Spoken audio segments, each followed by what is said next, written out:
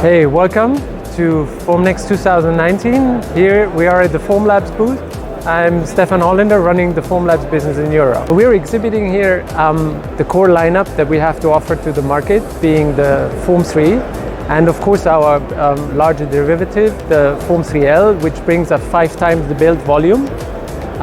The Form 3 is of course the main selling product that we have today, and is a further development of our existing Form 2, which has a huge fan base out there in the market, and has now gotten a major update by upgrading to stereo lithography with low forces. We call that LFS, and that allows us to even increase existing accuracy of the product and being super reliable by using a new system that is capsuled in what we call light processing unit, and by such that is also the base technology that we use for the Form 3L, combining 2 of those elements together and enlarging the build volume in total up to 5 times. We are very excited to launch our brand new printer, the Form 3B for biocompatible.